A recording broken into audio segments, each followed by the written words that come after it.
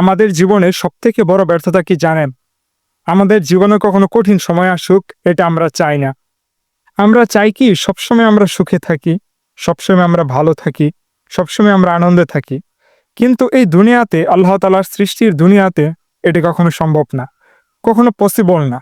সবথেকে ভালো কি জানেন?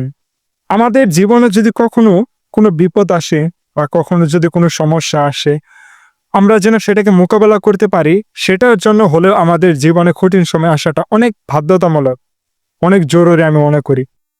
দেখবেন অনেক সময় এমন কিছু মানুষ আছে যাদের জীবনে কখনো দুর্ঘটনা আসে না বা জীবনে কখনো কঠিন কোনো সময় আসে না।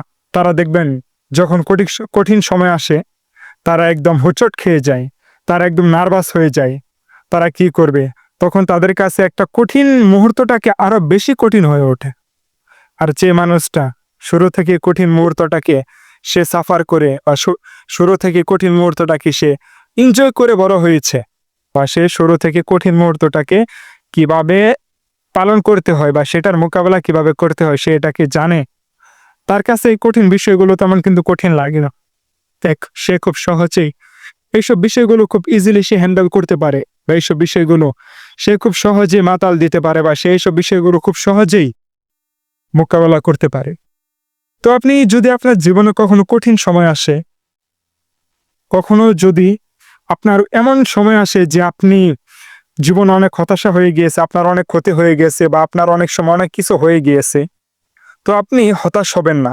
সবসময় আপনি আল্লাহ পাকের উপর ভরসা রাখবেন, বিশ্বাস রাখবেন। কেননা আল্লাহ পাক আপনাকে যে বিপদ দিয়েছে, তিনি একমাত্র আপনাকে সেই বিপদ থেকে রক্ষা করতে পারবেন। এছাড়া এই বিপদ থেকে আপনাকে কেউ রক্ষা করতে পারবে না। আর হচ্ছে এই দুনিয়ার নিয়ম, যে কঠিন মুহূর্তকে পাস করতে পারে, যে কঠিন মুহূর্তকে সাফার করতে পারে, সে সুখের মুহূর্তগুলো খুব সহজেই আপন করে নিতে পারে। কঠিন মুহূর্তকে যদি আপনি আপন করে নিতে পারেন, তাহলে দেখবেন আপনার জীবনে কঠিন বলতে কোনো কিছু থাকবে না। আপনার কঠিন বলতে কোনো শব্দ থাকবে না। আপনি জীবনে যাই কিছু করেন না কেন, যদি কঠিন মুহূর্তটাকে আপনি খুব কাছ থেকে এবং খুব গভীরভাবে সেটাকে উপলব্ধি করতে পারেন, তখন সেটা প্রতিরোধ কিভাবে করতে হয়, তখন সেটা আপনার জানা থাকবে। এছাড়া আপনার কোনো কিছু করার থাকবে না। তখন আপনি শুধু হোঁচট খাবেন আর হোঁচট খাবেন, যদি আপনি কঠিন মুহূর্তে কিভাবে সাফার করতে হয় এই বিষয়টি যদি আপনার জানা না থাকে।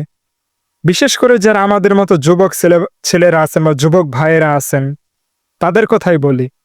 আপনারা জীবনে শুরু থেকে শুরু কিছু করতে চাইলে, বা দেখবেন জীবনে প্রতিষ্ঠিত হতে চাইলে, বা যদি আপনি জীবনে কখনো কোনো কিছু করতে চান, তখন দেখবেন আপনার এমনও আছে যে 100%-এর ভিতরে 70% হচ্ছে আপনার কোনো কিছু পারে না, বা খুব সহজে কোনো কিছু করতে পারে না। বাকি 30% দেখা গেছে বাবার টাকা পয়সায় বা বাবার কোনো কিছু সহায়তায় বা অনেক কিছুর মাধ্যমে কিছু করতে পারে।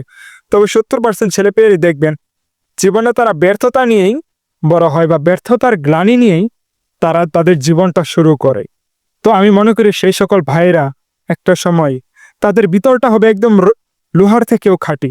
তারা ভিতর থেকে এতটাই শক্ত হবে, তখন তাদের দুঃখ কখনো কোনো ছোঁয়া দিতে পারবে না। তাদের জীবনটা একদম স্ট্রং একটা জীবন হবে।